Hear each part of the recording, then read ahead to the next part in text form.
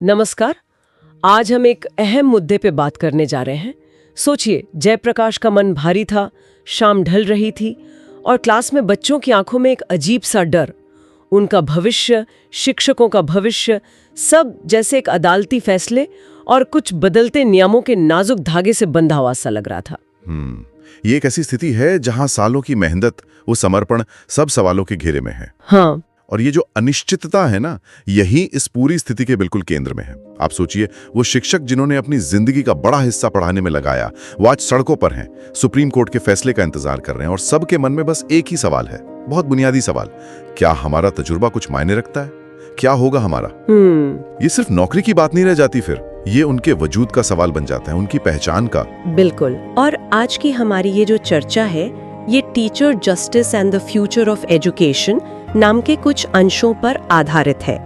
ये अंश हमें इस पूरी काफी उलझी हुई स्थिति की एक अंदरूनी तस्वीर दिखाते हैं कि दांव पर क्या क्या लगा है। जी, और हमारा मकसद भी यही है कि इन अंशों में जो तनाव है, जो मुद्दे दांव पर लगे हैं, शिक्षकों का करियर है, बच्चों का भविष्य है, और जो सवाल उठाए गए हैं उनको गहराई से समझ लें। हाँ, ये साफ कर देना जरूरी है कि हम यहाँ सिर्फ विश्लेषण कर रहे हैं, किसी का पक्ष लेना या विरोध करना हमारा मकसद नहीं है। इसे बस एक बहुत ही अहम, एक अनिश्चित क्षण और उसके मानवीय असर को समझने की कोशिश की तरह देखना चाहिए। तो आगे बढ़ते हुए हम क्या देखेंगे? हम कोशिश करेंगे उन शिक्षकों की चिंताओं को महसूस करने की जो उनके शब्दों से, उनके कामों से झलक रही हैं। बच्चों की उम्मीदें क्या हैं, उनके मन में क्या डर बैठा है, उसे समझेंगे। और हाँ, वो पूरा माहौल जो एक नियम बदलने, शायद ये टेट यानी टीचर एलिजिबिलिटी टेस्ट के नियमों में बदलाव की बात है, और फिर उसके बाद जो कोर्ट केस चला, उसके आसपास जो माहौल बना, उसका विश्लेषण करेंगे। यहाँ तक कि सोशल मीडिया पर जो बहस चल रही है, जैसे वो हैशटैग ट्रेंड करा था, hashtag TET rule change impact, वो भी इस कहानी का एक हिस्सा है। उस पर भी बात करेंगे। शिक्षक जमा हैं बड़ी संख्या में, हाथों में पोस्टर हैं, शायद लिखा होगा हमें न्याय चाहिए। चेहरे पर चिंता साफ दिख रही है। ये वो लोग हैं जिन्होंने अपनी जिंदगी लगा दी क्लासरूम में, और आज वो खुद इंसाफ के लिए खड़े हैं।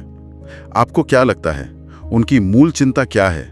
सिर्फ नियमों का विरोध है या कुछ और भी गहरा है? चिंता तो नियमों में बदलाव और उसके नतीजों से जुड़ी है ही, लेकिन जैसा आपने कहा, ये उससे कहीं ज्यादा गहरी है। इसमें एक मजबूत जज्बाती पहलू है। जैसे वो बुजुर्ग शिक्षक जिनकी आवाज में शायद सालों का तजुर्बा और थोड़ी थकान भी थी, वो धीरे से पूछते हैं, 15 साल पढ़ाने के बाद भी हमें फिर से इम्तिहान क्यों देना होगा? क्या हमारी मेहनत का, हमारे इतने सालों के अनुभव का कोई मोल नहीं है? ये सवाल सिर्फ एक प्रक्रिया पर नहीं है, ये सवाल है कि क्या हमारा सिस्टम तजुर्बे को अहमियत देता है या नहीं। ये उनकी प्रोफेशनल पहचान पर, उनके आत्मसम्मान पर चोट जैसा है। हाँ, और ये सीधी सी बात है, अनुभव बनाम नियम, ये बहस सामने आ जाती है। क्या सालों का प्रैक्टिकल एक्सपीरियंस कुछ परीक्षाओं के नंबरों से कम है? और यहीं पर एक और मजबूत आवाज उभरती है, वो महिला शिक्षक जिन्होंने माइक पकड़कर बड़े यकीन से कहा, हम न्याय मांग रहे हैं, सम्मान नहीं। हाँ, ये वाक्य बहुत कुछ कहता है। बिल्कुल। इस एक लाइन में कितनी परतें हैं। एक तरह की जिद है इसमें, शायद सिस्टम से जो अनदेखी हुई उसके खिलाफ गुस्सा भी है, और एक गहरी निराशा भी झलकती है। ऐसा लगता है जैसे वो कह रही हो कि भाई, सम्मान तो अब दूर की बात हो गई, अब तो लड़ाई बुनियादी हक की है, यानी न्याय की। और ये न्याय सिर्फ उनके लिए नहीं है, ये कहीं ना कहीं उनके बच्चों के भविष्य से भी जुड़ा है। और इसी बात को सीमा मैडम के शब्द और भी पुख्ता करते हैं। स्रोत में जिक्र है कि उन्होंने जयप्रकाश से कहा, ये सिर्फ हमारी लड़ाई नहीं है, ये उन लाखों बच्चों की भी लड़ाई है जिन्होंने हमें अपना गाइड माना है, हमारी क्लास में सपने देखे हैं। ये हमें सीधा उन बच्चों के नजरिए पे ले जाता है जिनके भविष्य पर भी ये अनिश्चितता छाई हुई है। क्लासरूम की खिड़कियों से बाहर देखते हुए बच्चे, मन में डर और उम्मीद दोनों हैं। वो शायद आपस में फुसफुसा रहे होंगे, क्या हमारे टीचर ये लड़ाई जीतेंगे? अगर वो नहीं रहे तो हमारा क्या होगा? उनका भविष्य भी तो इसी फैसले और नियमों के फेरबदल से जुड़ा है ना। ये सिर्फ टीचरों की नौकरी का सवाल नहीं है, ये शिक्षा की निरंतरता, उसकी क्वालिटी का भी सवाल बन जाता है। और इस पूरी तस्वीर में एक किरदार और है जिसकी मौजूदगी से ज्यादा उसकी चुप्पी मायने रखती है, वो सरकारी अधिकारी। स्रोत में बताया गया है कि कैमरे के सामने आते ही वो चुप हो जाते हैं, कोई साफ जवाब या भरोसा देने से बचते हैं। ये चुप्पी अपने आप में कई सवाल खड़े करती है। हाँ बिल्कुल। शिक्षकों और छात्रों की आंखों में वो सवाल तैरता है, क्या ये प्रशासन वाकई हमारी बात सुन रहा है या ये सिर्फ एक दिखावा है? ये सवाल बहुत जरूरी है। क्या उनकी आवाज, उनकी तकलीफ सत्ता के गलियारों तक पहुंच भी रही है या बस अनसुनी की जा रही है? ये जो संवादहीनता है, ये तनाव को और बढ़ाती है। दिलचस्प बात यह है कि एक तरफ तो ये प्रशासनिक चुप्पी है और दूसरी तरफ आवाज डिजिटल दुनिया में गूंज रही है। सोशल मीडिया पर #TETRuleChange इम्पैक्ट जैसा हैशटैग ट्रेंड कर रहा है। लोग बात कर रहे हैं, राय दे रहे हैं, शायद सपोर्ट में, शायद विरोध में। इससे एक तरह का पब्लिक प्रेशर तो बनता है, लेकिन जयप्रकाश के मन में जो सवाल उठता है स्रोत में, वो बहुत वाजिब लगता है। क्या ये काफी होगा? अच्छा। हाँ, क्या चंद दिनों का सोशल मीडिया ट्रेंड जमीनी हकीकत को बदल सकता है, पॉलिसी के फैसलों को या कोर्ट की कार्यवाही को प्रभावित कर सकता है, या ये बस एक वक्त का उबाल है? ये वाकई एक बड़ा सवाल है और इसका कोई सीधा जवाब स्रोत में भी नहीं है। पब्लिक का ध्यान जाता है, जागरूकता बढ़ती है, कभी-कभी नैतिक दबाव भी बनता है, लेकिन क्या ये ठोस पॉलिसी बदलने या कोर्ट के जटिल तर्कों को बदलने के लिए काफी है, खासकर तब जब मामला सुप्रीम कोर्ट में हो?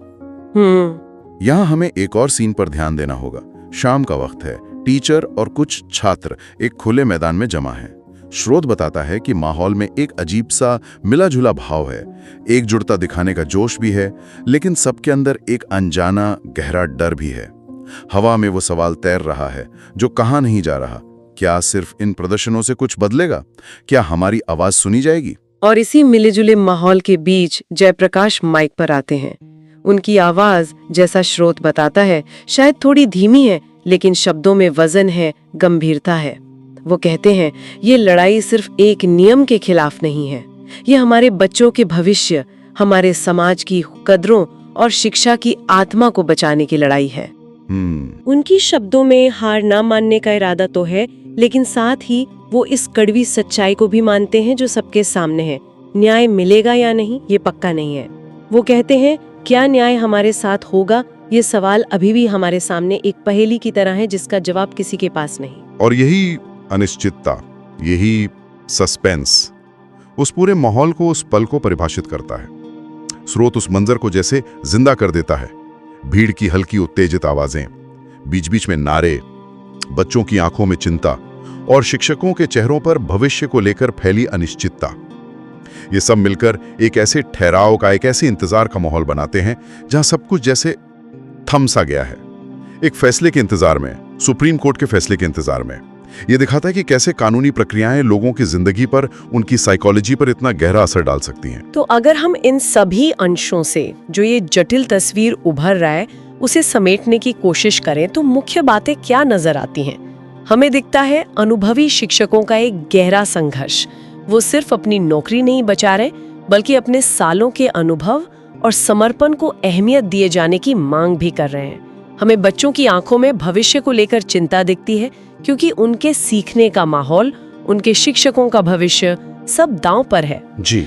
एक कोर्ट का फैसला है जो लटका हुआ है और वो पूरे माहौल में भारी अनिश्चितता घोल रहा है, सबको इंतजार करवा रहा है। और सबसे जरूरी बात, अनुभव बनाम नियम, इसके बीच एक गहरा तनाव, एक बुनियादी टकराव दिखता है कि किसे ज्यादा अहमियत दी जाए। आपने बिल्कुल सही तरीके से इसे समेटा है और जैसा हमने पहले भी कहा, ये अंश हमें कोई बना बनाया हल या नतीजा नहीं देते। वो हमें कहानी के एक बहुत ही अहम मोड़ पर लाकर खड़ा कर देते हैं और हमारे सामने गहरे सवाल छोड़ जाते हैं। वही सवाल जो शायद उन शिक्षकों, छात्रों और जयप्रकाश के मन में गूंज रहे थे। क्या आखिरकार न्याय मिलेगा? क्या हमारे टीचर इस नई कसौटी पर खरे उतर पाएंगे? और सबसे बढ़कर, क्या इन बच्चों का भविष्य सुरक्षित रहेगा? स्रोत हमें जवाब नहीं देता, बल्कि सोचने पर मजबूर करता है। सही कहा। और ये कहानी सिर्फ उन खास शिक्षकों या छात्रों तक ही सीमित नहीं है, ये हम सबके लिए भी कहीं ना कहीं मायने रखती है। ये हमें सोचने पर मजबूर करती है कि हम एक समाज के तौर पर अनुभव को कितना और कैसे महत्व देते हैं।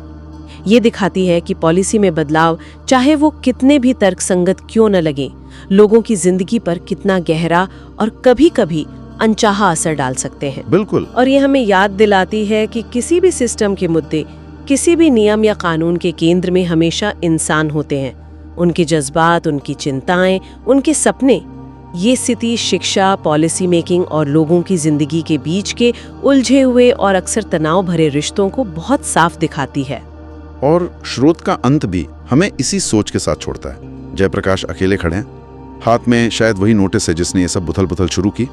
पीछे स्कूल की धुंधली होती इमारत की यादें हैं और सामने सुप्रीम कोर्ट की इमारत की रोशनी, जो उम्मीद भी है और अनिश्चितता भी। उनके मन में चल रहा है, हमारे सामने जो भी फैसला आएगा वो यकीनन हमें बदल देगा, लेकिन क्या ये बदलाव हमारे हक में होगा या हमें एक और शायद ज्यादा मुश्किल चुनौती के लिए तैयार रहना होगा? इसी बात को आगे बढ़ाते हुए एक सवाल हमारे मन में भी उठना चाहिए, जिस पर शायद हमें और सोचने की जरूरत है। जब व्यवस्थाएं बदलती हैं, नियम बदलते हैं और भविष्य अनिश्चित हो जाता है, तो शिक्षा का असली मूल्यांकन कहाँ होता है? क्या वो तयशुदा नियम और परीक्षाओं में है, या फिर उन शिक्षकों के सालों के समर्पित अनुभव में, या शायद सबसे जरूरी आने वाली पीढ़ियों पर पढ़ने वाले उसके असल लंबे समय तक रहने वाले असर में? ये एक ऐसा सवाल है जिसका जवाब शायद इन अंशों में नहीं बल्कि भविष्य में ही छिपा है।